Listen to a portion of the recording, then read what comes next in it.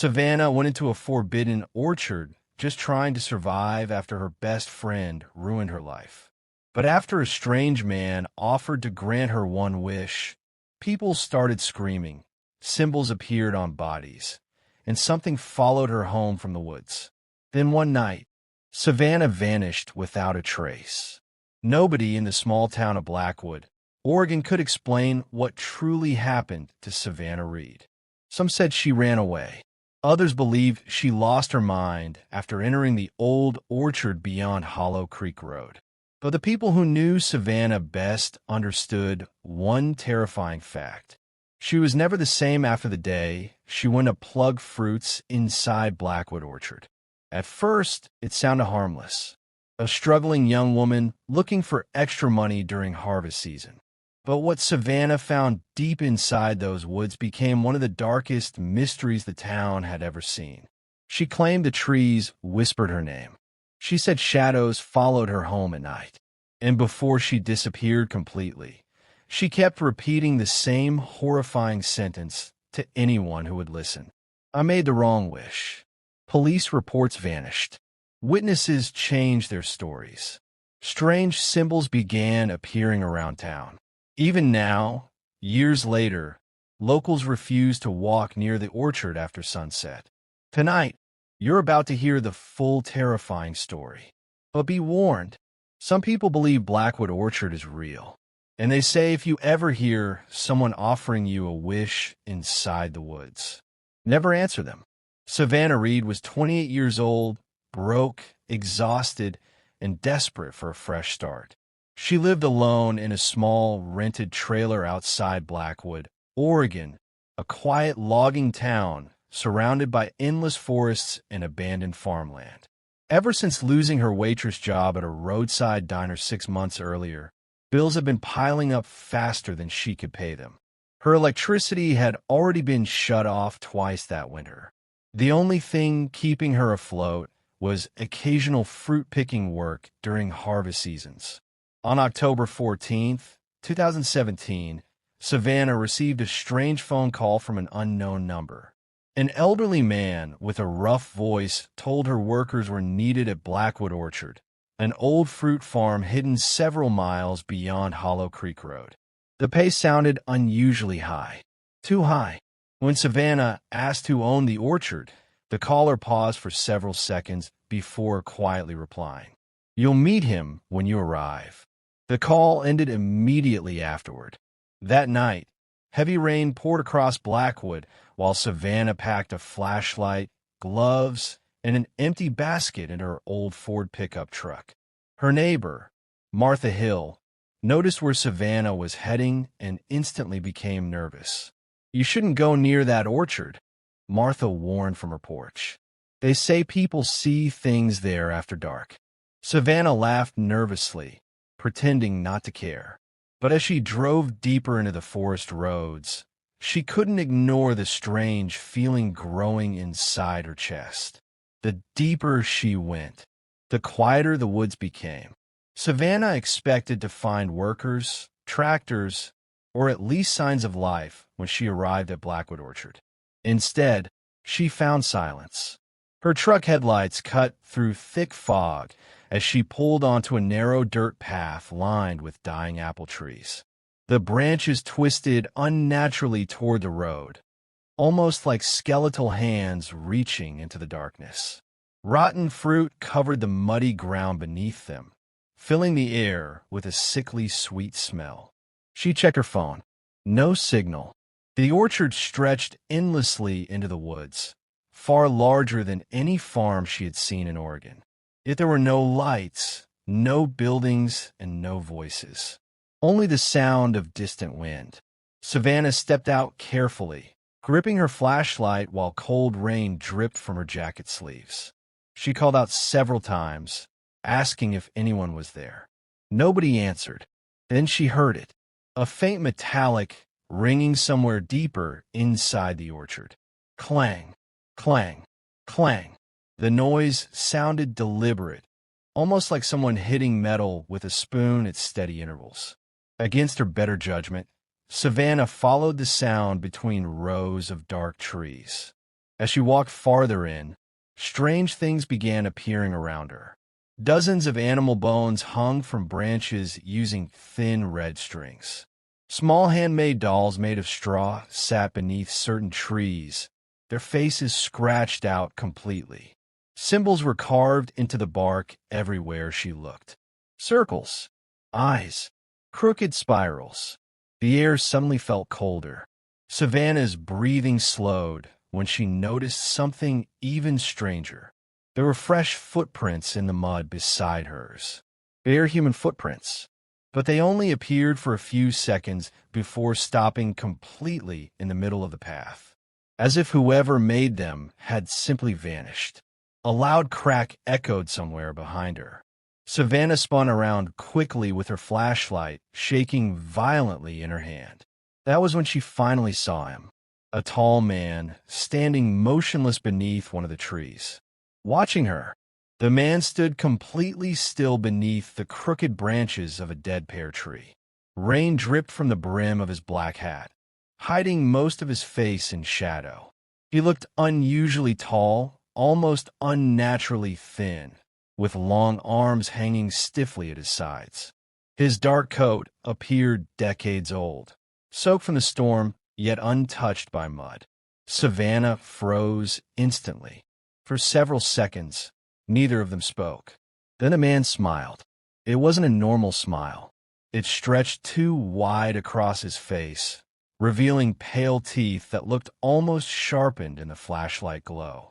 "You're late," he said calmly. His voice sounded strange, deep, hollow, and distant, as though multiple voices were speaking underneath his own. Savannah tried to steady herself. "I'm here for the fruit-picking job," she replied nervously. The man tilted his head slowly. "There is no job." A cold wave rushed through Savannah's chest. Before she could respond, the man stepped closer without making a single sound on the wet ground. "My name is Elias," he whispered, "and Blackwood Orchard gives visitors only one thing." Savannah backed away carefully. "What are you talking about?" Elias pointed toward the dark trees surrounding them. "The orchard listens. It hears pain, desires, regrets." His eyes locked onto hers. "And tonight, it heard yours." Lightning flashed across the sky. For a brief second, Savannah saw dozens of shadowy figures standing silently between the trees behind him. Then they disappeared. Her heartbeat pounded violently. "I should leave," she muttered. But Elias shook his head slowly. "You can still leave," he said softly. "But if you stay, you may ask for anything your heart truly wants." Savannah stared at him in disbelief. "Anything?" Elias smiled again. "Wealth, revenge, love, power, a different life." The wind suddenly stopped. The entire orchard became unnaturally silent. Then Elias leaned closer and whispered the words that would destroy Savannah Reed forever. "But every wish feeds the orchard." Savannah should have run. Every instinct inside her screamed that something about Blackwood Orchard was deeply wrong. The dead silence, the hanging bones, the figures hiding between the trees, none of it felt human. But desperation has a dangerous way of silencing fear. Elias watched her carefully, almost as if he already knew the decision she would make. Savannah's hands trembled. "What's the catch?" she asked. "There is always balance," Elias replied calmly. "The orchard grants what lives deepest inside you. But once spoken, a wish cannot be undone." Rainwater dripped from the trees around them while Savannah thought about her life. The debt collectors, the loneliness, the humiliation of losing everything. And then her mind drifted toward someone else. Rachel Monroe, the woman who had ruined her life. 2 years earlier, Savannah had been engaged to a man named Daniel Harper. They had planned to move to Portland together and start over. But weeks before the wedding, Savannah discovered Daniel was secretly seeing Rachel, her closest friend since childhood. Rachel didn't just steal Daniel. She mocked Savannah publicly afterward. destroyed her reputation, spread rumors across town. Savannah never recovered emotionally. Even now, the hatred still lived inside her like poison. Elias stepped closer. What does your heart truly desire? Savannah lowered her eyes. At first, she wanted money, a better life, peace. But anger slowly consumed every thought in her mind. Finally, she whispered the words that made the orchard grow silent. I want Rachel Monroe to suffer the way I suffered. The wind stopped instantly. Every tree around them creaked violently. Elias smiled wider than before. Granted, the ground beneath Savannah's feet trembled softly. Then somewhere deep inside the orchard, a woman screamed. Savannah's blood turned cold because she recognized the voice. It sounded exactly like Rachel. Savannah's entire body locked in terror. The scream echoed through Blackwood orchard again, louder this time, twisting between the trees like something alive. It sounded distant, yet impossibly close at the same time. Rachel, Savannah whispered. Her flashlight beam shook violently as she turned in circles, trying to locate where the sound came from. The orchard had changed somehow. The trees now seemed taller, darker, tighter together than before. Elias remained perfectly calm. The orchard heard your wish, he said softly. Savannah stared at him in horror. What did you do? I did nothing, Elias replied. You asked. The orchard answered. Another scream ripped through the darkness. Then suddenly, silence. Not normal silence. A heavy, suffocating silence that pressed against Savannah's ears until even her own breathing sounded unnatural. Fear finally overcame curiosity. Savannah turned and sprinted back toward the path where she had parked her truck. Branches clawed at her jacket as she ran through the rows of trees. Several times she thought she saw pale figures moving beside her in the darkness, matching her speed silently. She refused to look directly at them. At last, she reached her truck and threw herself inside, slamming the doors shut. The engine struggled before roaring to life. As Savannah sped down Hollow Creek Road, rain pounded against the windshield so heavily she could barely see ahead. Her hands gripped the steering wheel so tightly her knuckles turned white. Then her phone rang. Unknown number. Heart racing, she answered. All she heard was static. Then a weak female voice whispered through the speaker. Savannah, help me. It was Rachel. The line disconnected instantly. When Savannah finally reached town, police cars were already flooding Rachel Monroe's neighborhood. And standing outside Rachel's house was an ambulance covered in blood. Red and blue lights flashed across the wet streets of Blackwood as Savannah parked several houses away from Rachel Monroe's home. A crowd had already gathered behind police tape despite the heavy rain. Neighbors stood whispering to one another while paramedics rushed equipment into the ambulance parked outside. Savannah's stomach twisted violently. Something terrible had happened. She moved closer through the crowd until she overheard two officers speaking quietly near the driveway. She was found in the basement. One officer muttered, Jesus, what kind of person does that to themselves? The second officer shook his head slowly. No sign of forced entry. No suspects. Nothing. Savannah's breathing became shallow. Then she saw it. Rachel being wheeled out on a stretcher. Savannah nearly collapsed from shock. Rachel's body was covered in deep scratches and bruises, as though she had been dragged through thick woods. Dirt and dead leaves clung to her soaked clothing. Worst of all were the strange symbols carved into her arms. The same symbols Savannah had seen inside Blackwood Orchard. Rachel's eyes suddenly opened, wild, terrified. The moment she spotted Savannah standing in the crowd, she began screaming uncontrollably. She brought him to me. Several people turned towards Savannah immediately. Rachel thrashed violently against the stretcher straps. "The man in the orchard," she screamed. "He was standing in my house." Doctors quickly sedated her while police officers exchanged uneasy looks. Savannah backed away slowly, panic spreading through her chest. That was impossible. Rachel had never been to Blackwood Orchard. She didn't know Elias existed. So how could she know about the man beneath the trees? As Savannah hurried back toward her truck, lightning flashed overhead. And for one horrifying second, she saw Elias standing across the street among the crowd, smiling directly at her. Then he vanished. After leaving Rachel's neighborhood, Savannah drove home in complete silence. Her mind replayed everything she had seen. The symbols carved into Rachel's skin, the terrified screaming, and Elias standing motionless across the street like a shadow nobody else could notice. By the time she reached her trailer outside Blackwood, it was nearly 2 a.m. The storm had grown worse.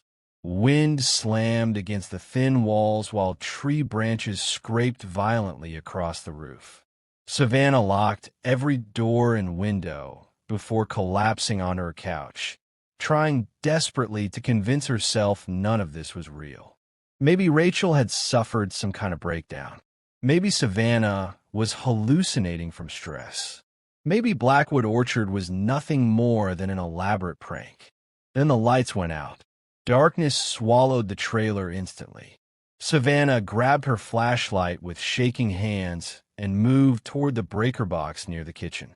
But before she reached it, she heard something outside. Crunch, crunch, crunch. Footsteps circling the trailer slowly. Her breathing stopped. The footsteps continued for nearly 30 seconds before suddenly stopping beneath her bedroom window.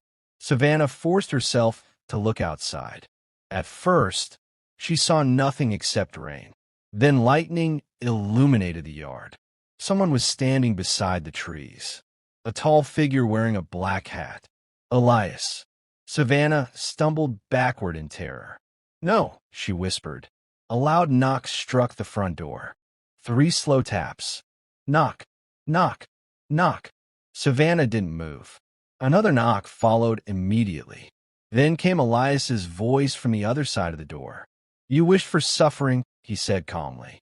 The walls around the trailer creaked unnaturally. And now the orchard must feed. Suddenly, dozens of whispers began echoing inside the trailer itself. Savannah spun around in horror. The whispers were coming from the walls, from the ceiling, from beneath the floorboards, all repeating the same sentence over and over. More suffering, more suffering. Savannah pressed both hands over her ears, but the whispers only grew louder. More suffering, more suffering. The voices crawled through the trailer from every direction, layered on top of one another like hundreds of people speaking at once.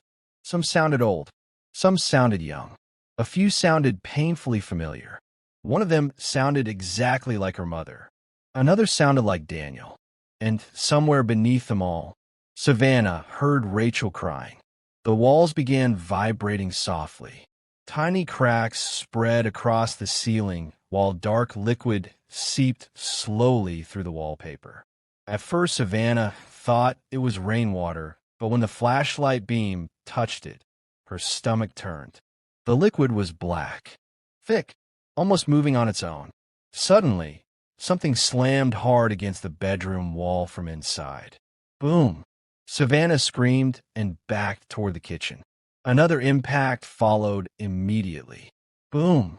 The wall bent outward unnaturally, as though something enormous was trapped inside the trailer itself, trying to break free. Then came scratching, long fingernails scraping slowly beneath the floorboards. Savannah could barely breathe. Her flashlight flickered wildly as the whispers transformed into desperate screaming. "Let us out."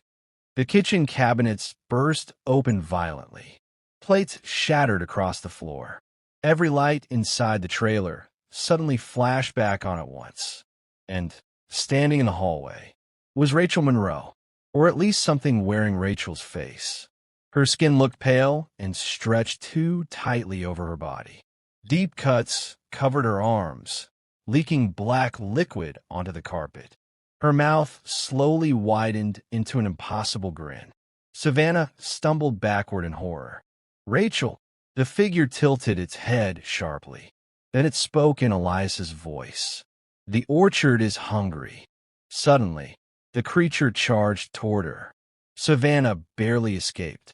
The creature wearing Rachel's face crashed into the kitchen table just as Savannah threw herself through the trailer's front door into the freezing rain.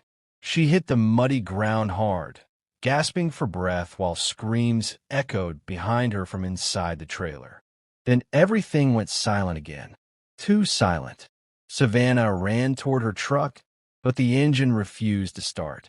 Panic flooded her chest as she turned the key repeatedly. Nothing. That was when she noticed the forest surrounding her property. The trees had changed. Their branches now twisted downward unnaturally, forming shapes that looked disturbingly human. Faces appeared briefly within the bark, their mouths stretched open in silent agony before disappearing again. Then the whispers returned. Not around her. Beneath her. Savannah looked down slowly. The muddy ground was moving. At first it looked like rainwater shifting beneath the soil. But seconds later, dozens of pale hands burst upward from the earth, clawing desperately at the surface. Savannah screamed and stumbled backward. The hands grabbed at her boots, her jeans, her jacket. More bodies began rising halfway from the mud around her. Thin gray figures with hollow eyes and carved symbols covering their skin. Every one of them whispered the same sentence. "He fed us your wish." Lightning exploded across the sky, and suddenly Savannah was no longer standing outside her trailer. She was back inside Blackwood Orchard. The trees surrounded her completely. Elias stood several feet ahead beside an enormous tree unlike anything she had ever seen before. Its trunk was massive, blackened, and split open down the center like a giant mouth. Human bones hung from its branches. The smell of decay filled the air. Elias smiled calmly. "This," he whispered, "is the heart of the orchard." The tree suddenly moved. Something enormous shifted deep inside the opening. And Savannah realized with horror. The tree was alive. Savannah tried to run, but the orchard would not let her leave. The ground beneath her feet had become thick like wet flesh, pulling at her boots with every desperate step. Around her, the trees groaned like living creatures while shadowy figures moved endlessly between the fog. All of them watching, waiting. The giant black tree at the center of the orchard slowly opened wider, revealing layers of twisting roots that looked disturbingly similar to human veins. Deep inside the hollow trunk, Savannah could hear voices crying for help. Hundreds of voices, some begging, some screaming, some laughing hysterically. Elias stood calmly beside it all, untouched by the horror surrounding him. "The orchard was never a farm," he explained softly. "It is a place of exchange. Every wish born from hatred feeds what lives beneath these woods." Savannah shook violently. "I take it back," she cried. "Please, I take the wish back." Elias's smile disappeared for the first time. "You spoke from your true heart," he replied. "The orchard accepted your offering." The ground suddenly split open beneath Savannah. Dozens of pale hands erupted upward, grabbing her arms and legs before dragging her toward the giant tree. She screamed until her throat burned raw, clawing desperately at the mud while the shadows closed around her. Then she saw them clearly. The missing people of Blackwood, still alive, trapped inside the tree, their faces pushed against the bark from within, silently begging her to escape before they were pulled back into darkness. Savannah's final scream echoed through the orchard as the black tree swallowed her whole. And then everything became silent. The next morning, police found Savannah's abandoned truck near Hollow Creek Road. The driver's door was still open. Her flashlight lay nearby in the mud. But Savannah Reed was never seen again. Years later, locals still claim strange whispers can be heard near Blackwood Orchard after sunset. And sometimes, if the wind is quiet enough, people swear they hear a woman crying for help deep within the trees. So tell me, what would you wish for if a stranger in the woods promised to grant your deepest desire? Money? Revenge? Love? Power? Because Savannah Reed believed she could control the darkness inside Blackwood Orchard. But the terrifying truth was simple. The orchard never granted wishes for free. It fed on pain. It waited for people carrying anger, jealousy, greed, and regret deep inside their hearts. And once it tasted those emotions, it never let them go. To this day, nobody knows whether Elias was human, spirit, or something far older than either. Some believe he was only a servant protecting whatever lies beneath the orchard. Others think he was the first person who ever made a wish there centuries ago. But one mystery still terrifies Blackwood residents the most. Every few years, another person disappears near Hollow Creek Road, always during harvest season, always after someone reports hearing whispers in the forest. And every missing person had one thing in common before they vanished. They all wanted something badly enough to risk everything for it. So if you ever find yourself walking through lonely woods at night, and a stranger offers to grant your greatest wish, be careful what you ask for, because some wishes don't end when they come true.